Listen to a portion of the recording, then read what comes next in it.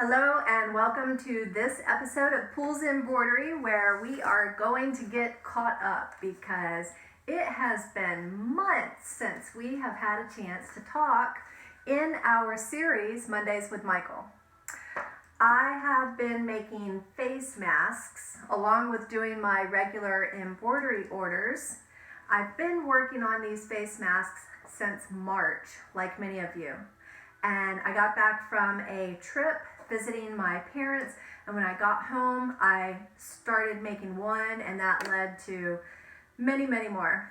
Still making them, not as many these days because now they are available in stores, but if you can get a nice personalized face mask that fits your face nicely, you have a pattern that works really well, then you will have a lot of happy customers or relatives, friends, whatever the case. I personally make these for friends and family and to sell because I do have a business doing embroidery out of my home.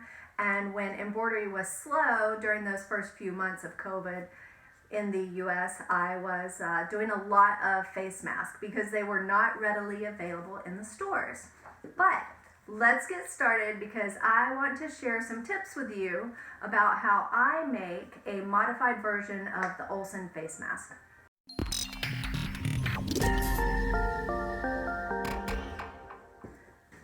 Hopefully we can get through this without burning out our bright lights. So you get your Unity Point Health Olson Mask pattern. You can do a search for that and find that online. If you look at that, you will see that the pattern pieces are larger than what I use. And eventually we'll get to the page that shows you the face. Okay, so here we have face 1. And in the pattern for Olson, they tell you to cut out 2 templates, face 1, face 2. You don't need to do that, just cut out one of each. You will have 3 templates that will be used to cut out 6 pieces of fabric because you want to have right sides together, cut 2 pieces of each template. So you've got your template, and if you look at this and compare it to my template is shorter. And the reason is because I'm using a serger. And I'm able to just shave off that side there. 2 reasons. I'm using a serger. I don't have to fold and fold to create a nice edge. And I also don't have to fold it over for my elastic. That's not how I'm inserting my elastic. And that's another reason I love the Olson style of mask. I'm going to show you all about this, start to finish. So if you want to read more about the Olson mask and how that looks, you can just go to the YouTube video that they created in the very beginning, probably early March, and find their video, and they've got a pattern that you can also download for free. Okay, we are going to talk about my modified version. And the newest thing that I've done, just ordered this and received it a couple days ago. This is my template. I am using what's called a table cover, table protector, desk protector, dining room table. You buy it in whatever size you need it in. It's clear, it's very thick, but it will cut with scissors. So I have cut these out using my previous cardboard template. I just went ahead and made some out of clear plastic. The reason I did that is because I sometimes have a fabric pattern that I want to fit that pattern inside the area that's going to be seen on the mask. So that's why I did that. So there's a tip. Get clear vinyl for your templates if possible, but it needs to be thick enough that you don't worry about cutting it and stuff like that. Don't want to cut fingers either. So I have each piece, and then I have a label maker where I just put adult large mouth, adult large cheek, I've got adult large face. Those are the 3 pieces you need. And I told you that I cut off the excess on the adult large piece, but I also cut off the length on the cheek because I don't need that longer either. In the Olson pattern, it folds over and then you feed your string, rope, elastic, whatever. You feed that through the channel. I'm not going to have a channel. When I finish, I end up having, this is what happens. I sew my elastic right in on the mask. So while I have it turned inside out, I use a 6-inch piece of elastic and I just put the very end inside and sew it down. And then I have these silicone pieces that I bought on Amazon, and I'm able to feed those onto the mask, and I'll show you how we do that too. So when we get done, we will have a mask. We're going to do a different pattern, but we'll have a mask that basically looks like this. And if you are making them as gifts or to sell, then you can just fold it up pretty. What I do is I just fold it up, fold it in half, and then tuck in the sides. And then I purchased some 4x6 photo clear cellophane envelopes, and I use those. Here are some. So I use that clear envelope and I put the mask in the envelope. And to finish it off, I have a few other little touches. I went to my local Walgreens and I had these photo cards made up.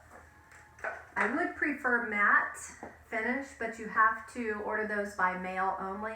If you order what's available in the store, you can have glossy photo 4x6 cards finished, ready for pickup 1 hour from the time you place the order.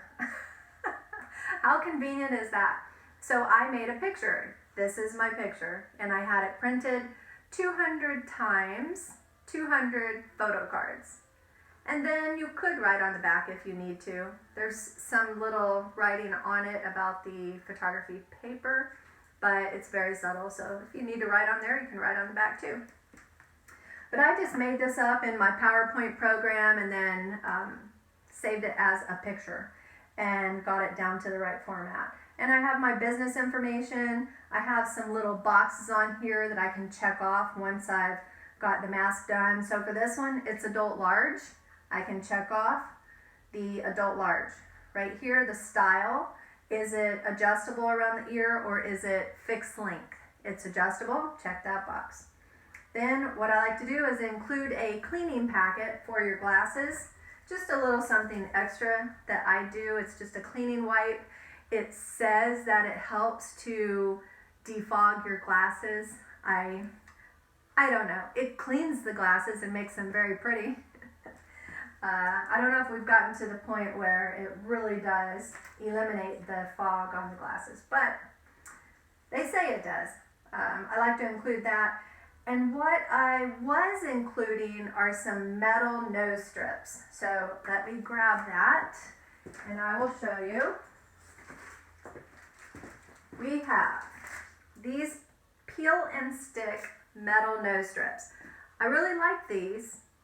The only downside is that bending, unbending, bending, unbending. When you fold your mask up and stuff it in your pocket over and over, eventually this breaks.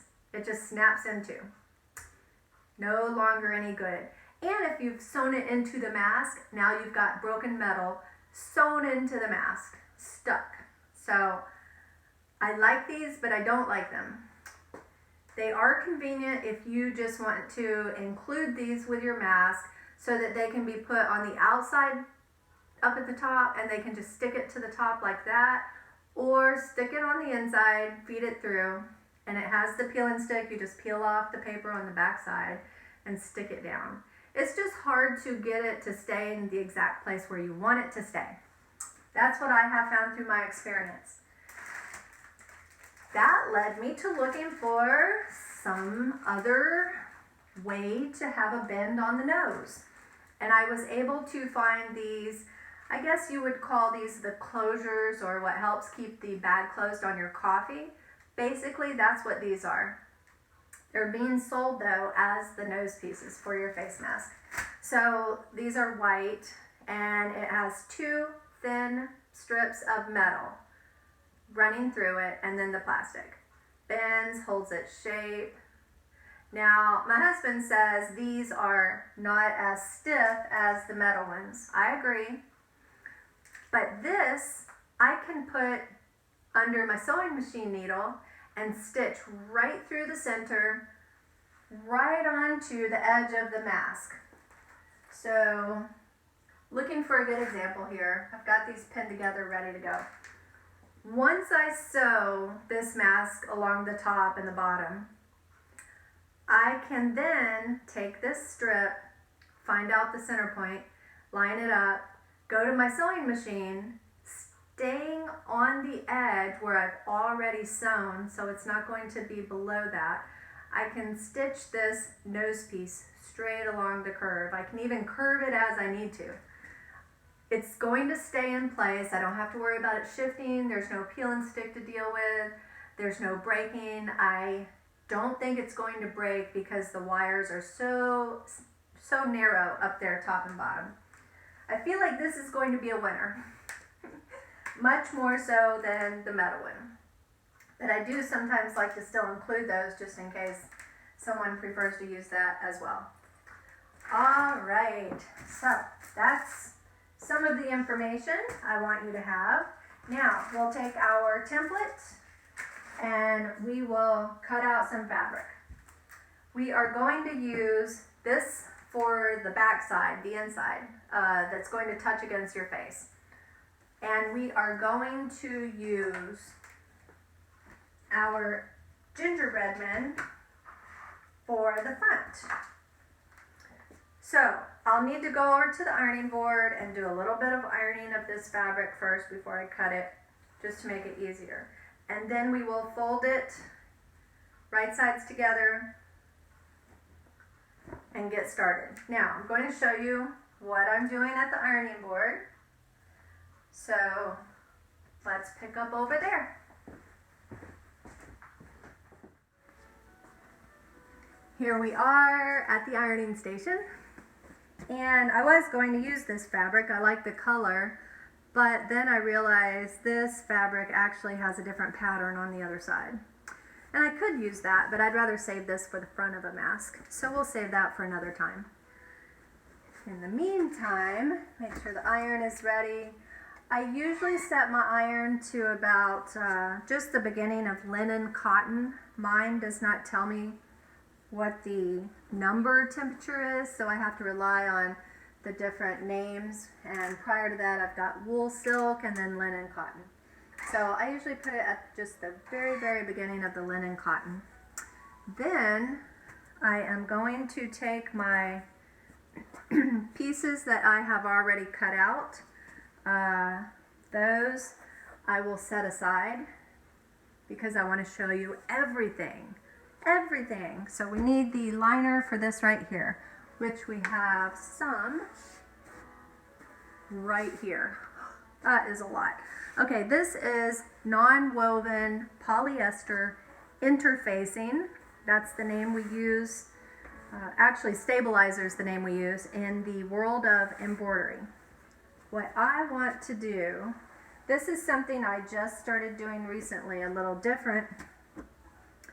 I like to go ahead and iron some of this stabilizer, which I'm using as a liner. I like to go ahead and iron it onto whichever piece of fabric is going to go against the face on the wrong side. So I'm going to go ahead and get a big enough piece to do that. Can I get 2 pieces this way? Let's see. I told you start to finish. I'll try to speed up when I actually put this video together. I'll just speed it up because I don't want you to be terribly bored. And if I don't speed it up, you'll probably speed it up. Just to get to the other parts, right? No one wants to watch every little detail. I know what you mean.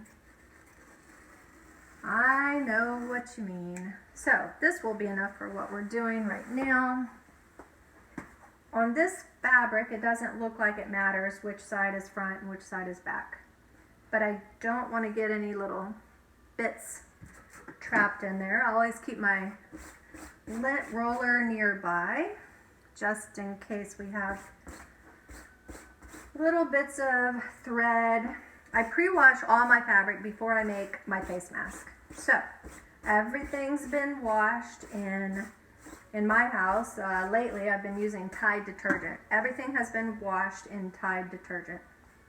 This one doesn't look like it has the right side or wrong side, so we'll just go ahead and lay that down. Now on the stabilizer, this is fusible stabilizer, and one side is shiny. That's the side that is fusible.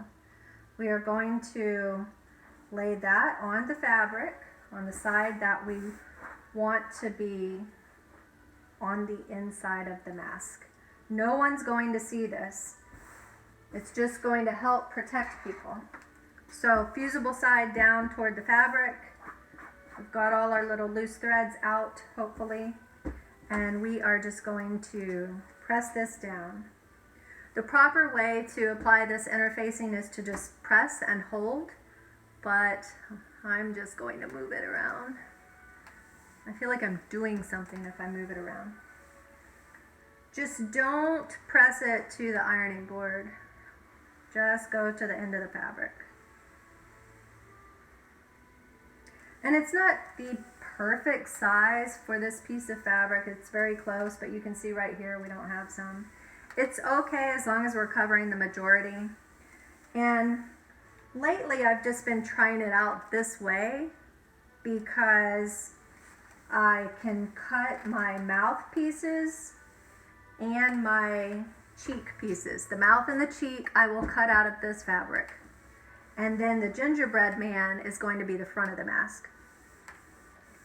This is going to be the inside and the part against your face.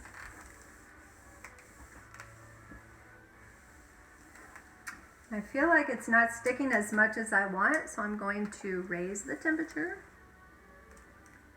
It could be because I'm not sitting still with the iron in one spot. Maybe I should try that. That is how they tell you to do it. Sometimes you do have to follow directions, sometimes you don't.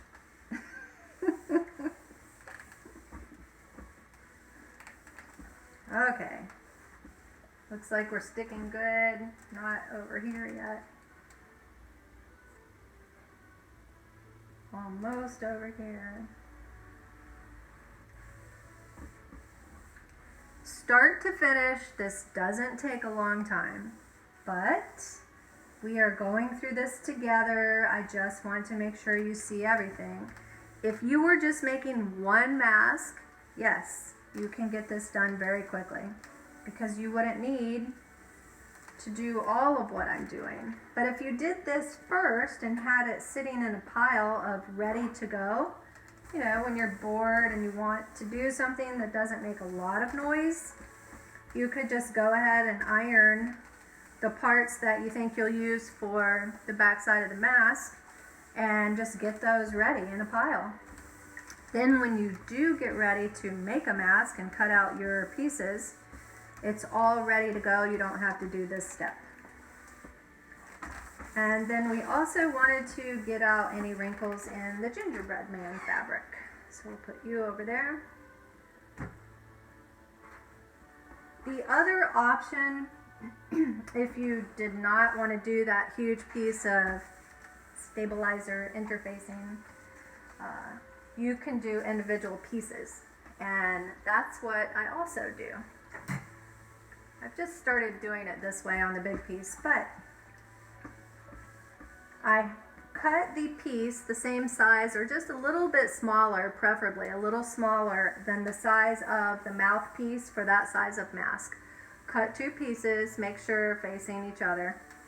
And then once you've cut out your template pieces, you have your two mouthpieces, like so. Then you iron the interfacing, one on one side, one on the other. Making sure that the shiny side of the interfacing is up against the fabric, and we're ironing it to the wrong sides of fabric. So that's the other method that you can do this, and that's how I've been doing it since the beginning. Just recently I bought this huge roll of interfacing, and when I have a big piece of material like this, then I'll just take it and go ahead and iron it to both of those. The main piece that I like to have the interfacing on it is the mouthpiece. But when I add it to the material, the whole piece of material like this, what I end up doing is the mouth and the cheek ends up getting the lined fabric. Okay, so we'll go back in our workroom and get started cutting out our templates. Well, I said templates, but what I really meant was cutting out our fabric pieces from our templates. Okay, I hope you can see what I'm doing. I've got the gingerbread man fabric. I'm going to cut 2 pieces or more, since I've got them here together. And I'm going to cut at least 2 for my face mask. I'm going to make adult small. I didn't tell you about the different sizes. I have 5 sizes of face masks that I've created, and this one is going to be adult small. So these are all large. Where is adult small? Here we go. Okay, this is the face piece and the mouth and the cheek for the adult small, which fits me very well. And that over there. We will go ahead. I'm just going to fold it over. Now, one thing you have to consider is the fabric directional. Do I need to have it oriented in a certain way? And it looks like this fabric is just fine as long as I'm going either top is here or here. Either way, that looks fine. So what I will do is just fold that over, and I might try something a little different today by folding it over this way. Usually I fold it sideways, but I'm going to try out this way because sometimes I get weird things going on when I do it the other way in terms of the pattern. So we've got enough room. We'll come over as far as we can so we don't waste too much. And I use a rotary cutter. You can also just draw it out and use scissors. I'm going to use my rotary cutter. Go ahead and cut. And cut.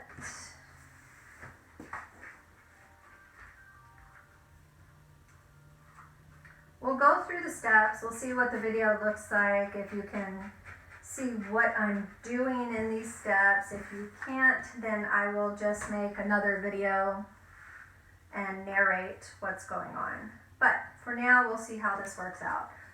And what I like about this being see-through is if I was using a pattern, fabric with a pattern that was possibly going to get cut off, you know, the customer or friend only wants to see, for example, a whale. I had one with a whale, and they wanted to make sure the whale was inside the pattern, all of it, and I didn't have these clear templates back then. Would have been nice, so I just had to keep moving my cardboard around until I made sure that that whale was inside there. So, all right. We are going to sew these 2 pieces together, but first we need the inside of the mask. That's going to be the face. Now we'll do the inside. We've already got the interfacing fused. This is our liner. And then this is the part that's going to touch the face. We want this to also be right sides facing together. We've got 2 templates we need to cut out, 2 pieces of each. We have the cheek, adult small cheek, and adult small mouth. They do have a top and a bottom. Keep that in mind if your fabric is directional. Okay, so for this, I will fold over to about this point. We're on the salvage edge over here, and I don't want that in my mask. And then the other piece will fit fine right there, so I'll go ahead and just cut this off. Always careful with the fingers. Okay, we'll go ahead and get this cut out. Right sides facing each other. Cut along the template. Yeah, because I bought this roll of plastic in a roll shape, came in a tube, I'm still waiting for it to flatten out. And it looks purple or black on the edges, and that's because I used my black Sharpie marker to trace my existing templates before cutting these out. So now I have a permanent Sharpie line going around the edge. Okay, so this will be the mouth. And this will be the liner of the mouth. Now we'll go ahead and cut the two pieces of the cheek. Again, if your fabric is directional, if it has a top and a bottom, make sure you are positioning your template onto your fabric with right sides together. The side you see should be the wrong side. Make sure you have it in the right direction. That's why I like using plain fabrics that don't matter, or if it has a pattern, the pattern doesn't matter. For the inside, I usually make the mask with a solid on the mouth, on the inside, because the solid fabric tends to be cheaper, and I can just make a whole bunch and have them ready to go. Okay, we have our two cheek pieces with the interfacing. Just started doing it where I sew it on that, where I iron it onto the large piece of fabric, and it ends up being that the cheek and the mouth have the interfacing. It doesn't really matter on the cheek. It's important that you have interfacing on the mouthpiece. That is important. We want that for sure. If nothing else, at least that piece. And you can save yourself some money by only lining this piece versus this. But what I found is when I start working with my pieces, I have the mouthpiece is nice and thick, and then I have these flimsy little cheek pieces that start curling up. Now I know that that is partially due to my serger, but that's what happens. And if I do the lining on both pieces, I don't have to worry about that.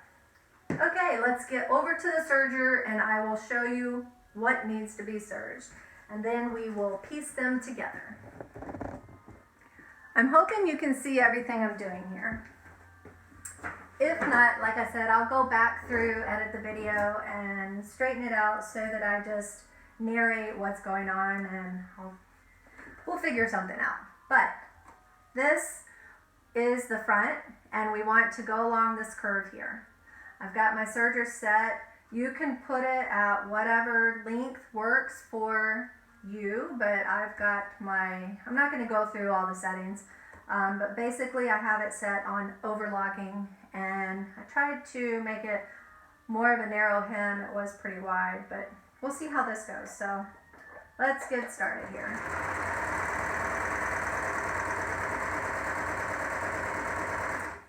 Sometimes I end up trimming off more than I want. Sometimes I don't trim any.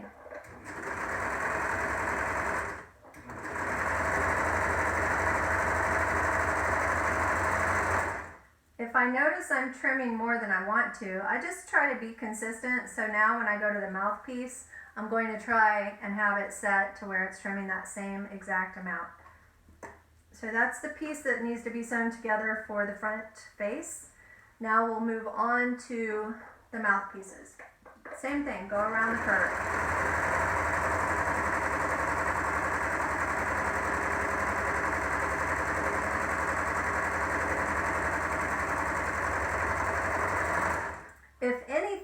you would rather trim the excess when you're sewing the mouth, not the front, because the mouth is going to be inside and might work better if it has less versus more. If it has more, the excess is probably going to be up against your face and not comfortable.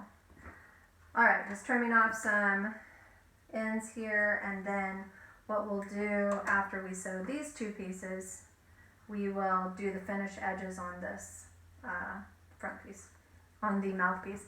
So on the cheek pieces, we want to sew along the longer side, sew along that edge on both pieces. We're not putting them together, they stay separate.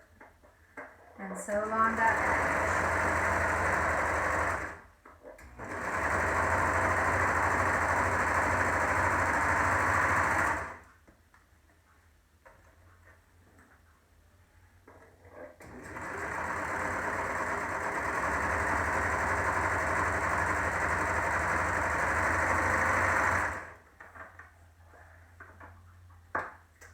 This one acted a little strange on me. I've been adjusting my serger today, working with some different fabric. I was trying to embroider silk and see if that would, it was a medium weight silk, and I wanted to see if that would work well. They say it's a nice material to use for a face mask, but it's stretchy and it just wasn't cooperating with me. So now I don't think I have all my settings exactly where I prefer them, but I think it's good enough to get through our demo. Okay, we've sewn those two long edges on the cheeks. Now we go back to the mouthpiece and sew the edges on each side. Now this mouthpiece, for whatever reason, we're going to end up making this smaller because we have ended up not having them lined up exactly right. So it's okay, they don't have to be perfect, but we'll fix it as we get through the process. Main thing, we need to sew down these edges. We're using a serger, not a sewing machine, and because of that, because we're using a serger and not a sewing machine, we don't have to fold over and then sew. That's where we save space. We don't need the extra bits of fabric where it says fold it over and now sew it, because that's another 1/4 inch that you've lost. We don't have to do that. We are sewing on the raw edge and it comes out just fine. And you can make your stitches tighter if you want it to look more professional.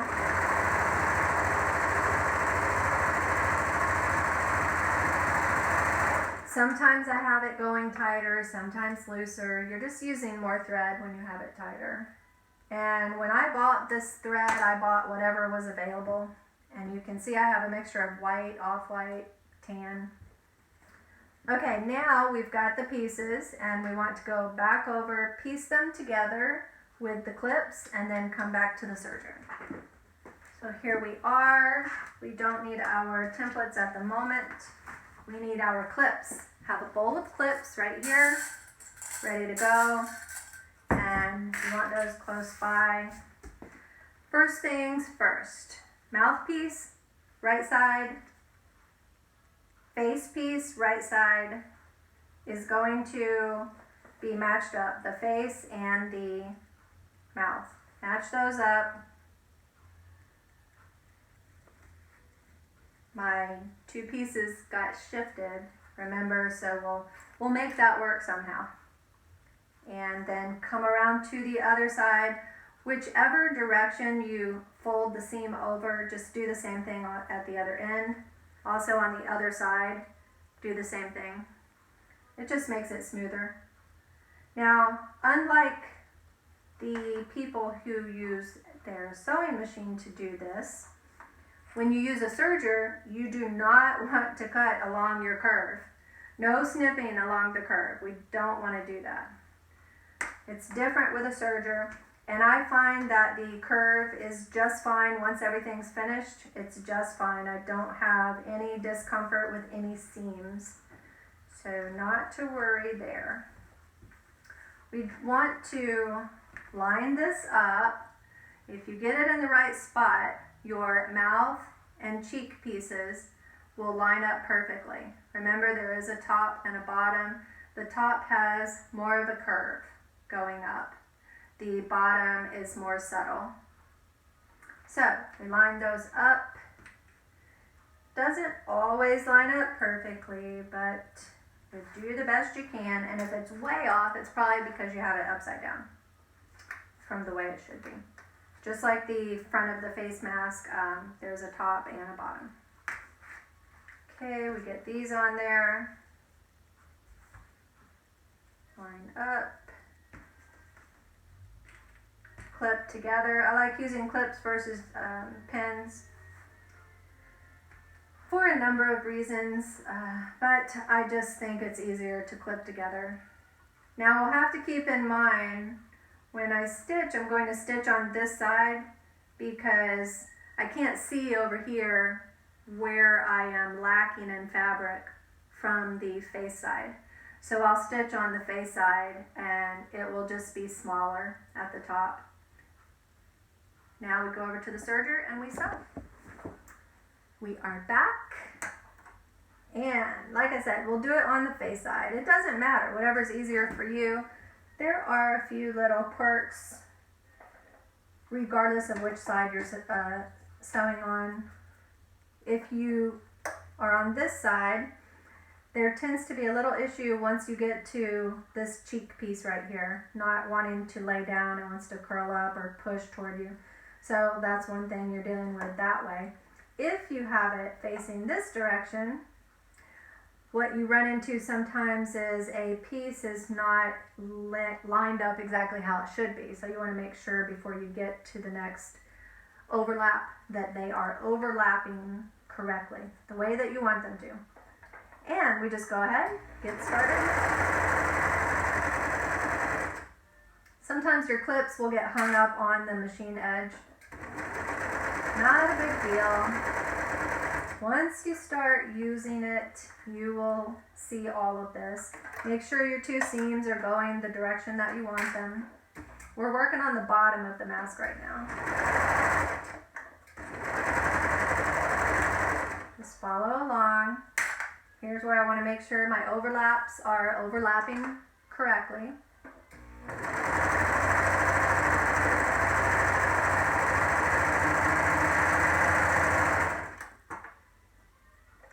And personally, I do like sewing on this side better, but for whatever reason, I tend to end up sewing them this way more often. But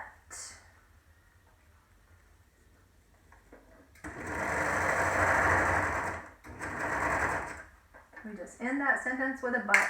No good reason, just but.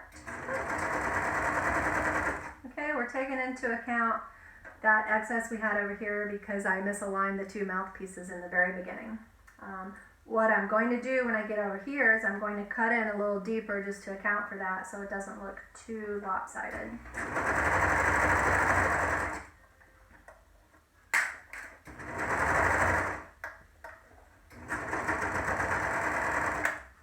So here we are. It's already cut in a little bit, but I might come in even a little further.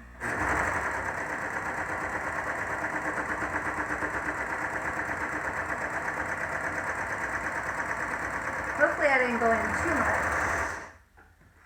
Hopefully not too much. It looks good. I like that. I'm happy with that. Now we get to make the string that's going inside.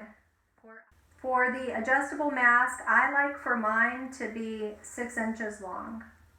You can make it longer. To me, it at least needs to be 6 inches. No matter who it's for, whether it's a child or an adult. So at least 6 inches. And that one didn't get cut all the way. And then do a second. Usually what I do is I just come over here if I'm on the phone with someone, put my earbud in, and I stand here and I cut 6 inches. Now, if you were making this with my modified mask, and you wanted it to be a fixed length, then I like to use On the adult large, I like the length of the elastic to be 3.75 inches. And for the adult small, I like it to be 4 inches. That fits most people perfectly. If it's on a smaller woman's face and they are wearing the adult large mask, it's just going to be way too big. Everything's going to be too big. But now I try to only make the adjustable mask, giving it at least 6 inches for the length of the elastic. And that seems to work for everyone. And I showed you how much extra, going from 3.75 inches is what I used to do on this size mask. Now it's got 6. It doesn't really look like it's that much bigger, but it's really stretchy elastic. It's very comfortable. The silicone does not bother you. I'm not going to say it doesn't bother you. It doesn't bother anyone who I have made it for as of yet. I know we all are different, and some people are tender in areas where other people are not, but so far this has been working good. We've got our mask, top and bottom sewn. We are going to sew the sides. I have a tweezer somewhere, right here. Nice long tweezer, and that's what I use. Usually I have all my pieces cut and they are in a container over here, and I take my tweezer and pick out my piece that I need and then get over to the mask and insert it through the side. Okay, so I'm inserting the rounded piece into the side. That's what's going inside the mask. That's going to be our ear holder. And these edges are going to get sewn down to the edge of the mask. Put it where you think it's comfortable. My husband likes it to be closer to the ends, closer to the edges of the top and bottom. He likes it closer to that seam up there. It's recommended that you at least come out 1/4 inch to 1/2 inch. So I like to have a little bit of space. I try to space them evenly. I try to have it right on the edge. And it's okay that some of the material sticks out further than the other. It works out fine.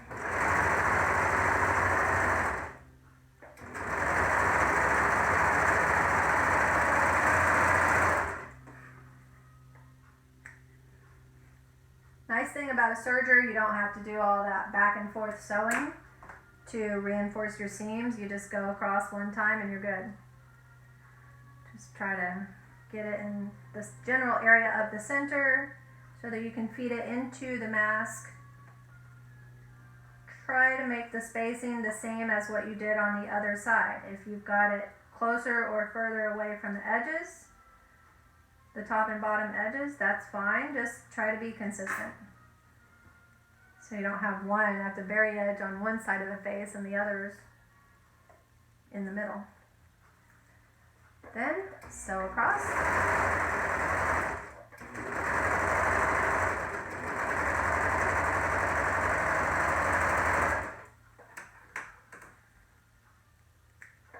We are getting close to being finished. Okay, now we need to get our nose piece. We're going to sew that onto the inside of the mask before we turn it right side out. Let's just clean up a little bit. And what I do first, before I take it over to my sewing machine, I make a mark. It's about 4 inches long, so I just need to come over 2 inches and make a center mark, just so I know where the center is and I can line it up better with my sewing machine. We'll get that, we'll get our mask, that's all we need, 2 pieces and the sewing machine. Okay, hopefully you can see what I'm doing. I put a different foot on my machine. I forget what this foot's called, but it's situated a little differently. Instead of being in the center, it has this whole side over here is open and accessible. I was using the regular foot at first, but then this just seemed a little easier. Whichever side you want to put it on should work just fine. I have been putting it on the face part instead of the mouth side, but it doesn't matter. And I just want to find that center mark put that somewhere in the area of the seam, just so that, you know, that center seam that's going down the front. Just so it's hopefully in the center. Hopefully. And then we will bring our presser foot down and do some stitching. And you see, I'm just trying to keep it right there. It fits perfect in the edge of the seam where it already has a seam sewn on it. It's fitting perfectly. It's going to stay here. It's not going to shift around. We're just doing a single stitch. I've got the stitch width set for 3.5. And we just go along. And then as the mask itself starts to curve, I can curve my plastic piece. All it needs is a nice little single stitch. And it is done. That's it. Simple. Now we've got a built-in nose piece that should not break, should not shift, can't shift. And I think this is going to work out really well. I am excited about that. Hopefully you can see me throughout the entire video. I will be sad if I get cut out and we can't see each other. Alright, so I have a little bit of extra thread from the sewing machine part. We'll just cut that off. Throw that away. And now we are ready to turn it right side out. Hard part's over. We are almost done. I know it took more than 15 minutes, but I never claim that it is super fast.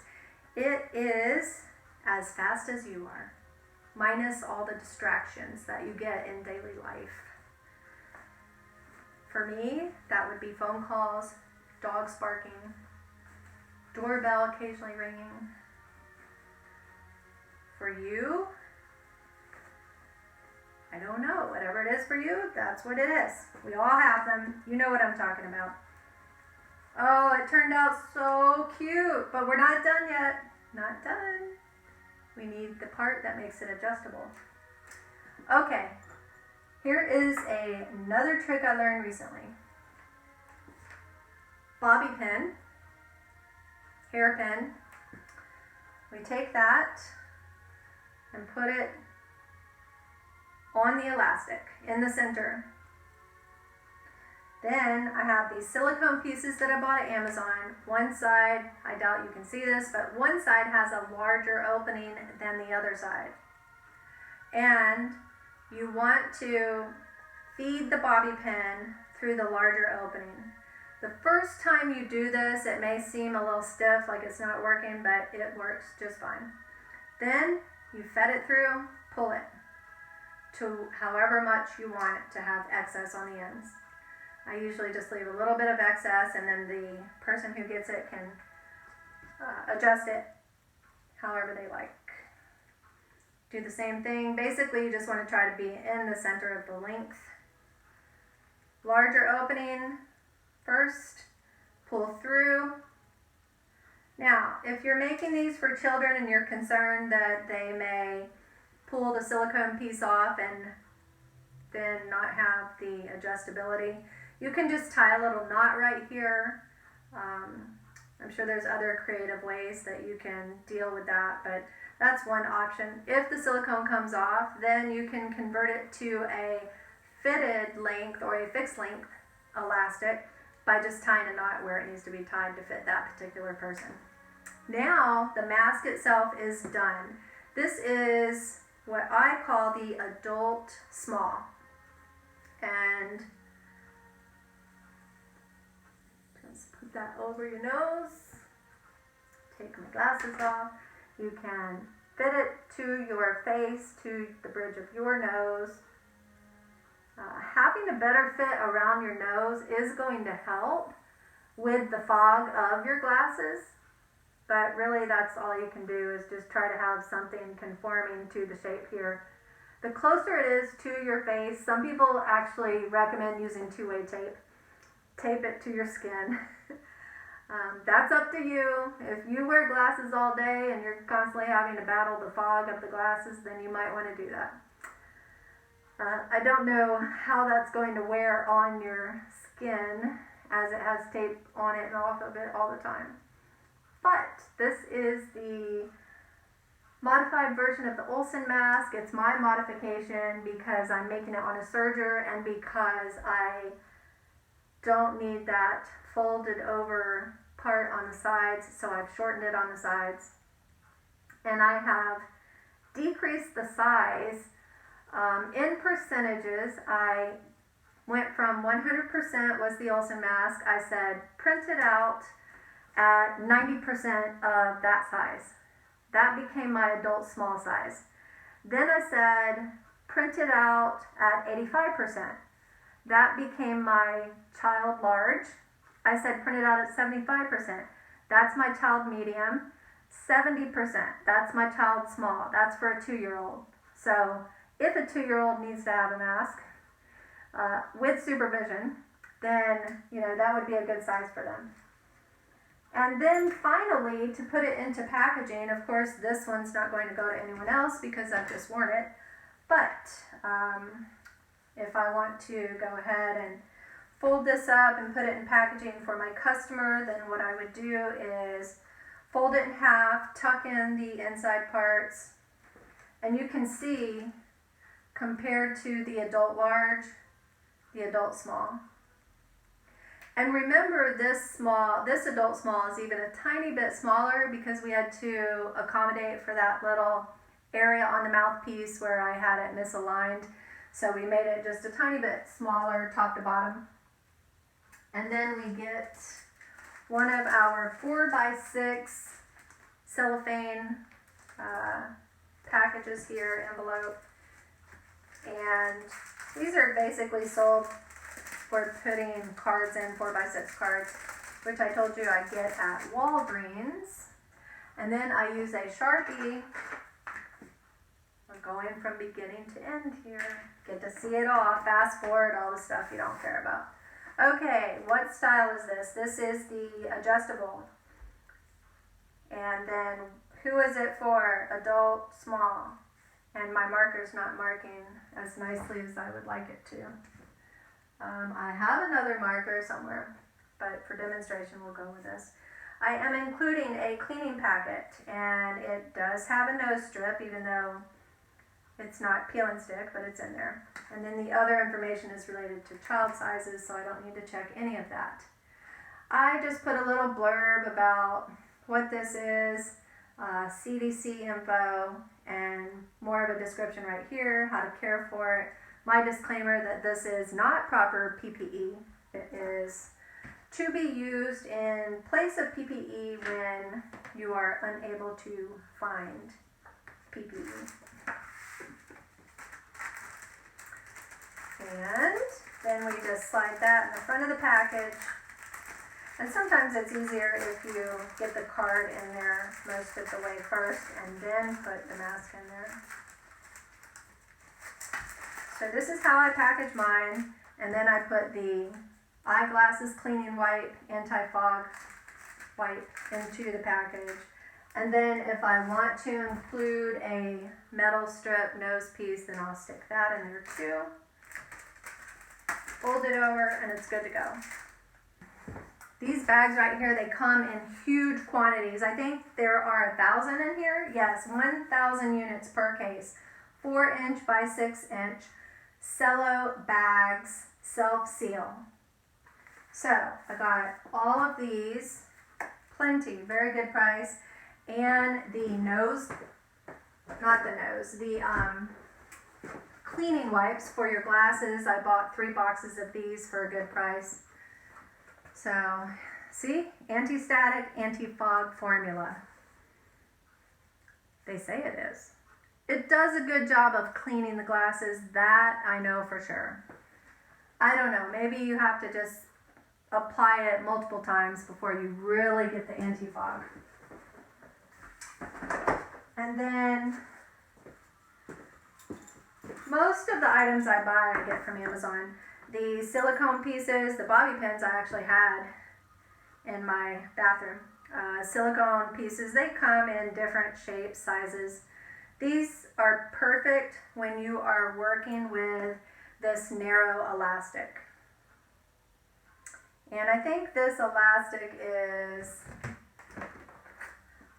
it 3 millimeters?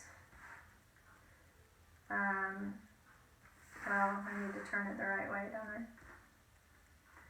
What are we looking at here? It's at least 3 millimeters in diameter. So I will put that in the notes once I have all that information, and I will provide some links to the products that I purchased. So these are the metal peel and strip nose pieces. I did like these a lot until I found these, which you might be able to find just looking for coffee package closure strips. I'm not sure exactly how they're worded, but you can also find it if you're looking for supplies for your face mask. Again, it's got those two thin pieces of wire that run through it, and it's plastic, and you might be able to sew through this on your sewing machine, but like I said before, with all the bending and unbending of the mask for people who stuff it in their pocket or even in your purse, it's going to break. I don't think these plastic ones that are mostly plastic, I don't think we'll have that problem with those. Anything I left out, I bought this on Amazon, this very nice stretchy elastic. I have not had any complaints about that. And I did also get some lanyards. I bought some other things just to try out that I haven't got around to it, such as headbands and buttons. You could put the headband on and sew the buttons right in this area, or it would be up here. And then instead of putting the ear loops around your ear, you would put them around the buttons. I have the cute buttons and the headbands. I just haven't got around to trying that out. Another cool product that you can look for on Amazon or elsewhere are these face mask lanyards. Now this, you need to make sure you're looking for a face mask lanyard and not an ID card lanyard, because a card lanyard only has one gadget at the bottom, a clip or a hook, whatever, to hold your ID badge. These have two because it's going to go around your face mask. So let's get our new face mask.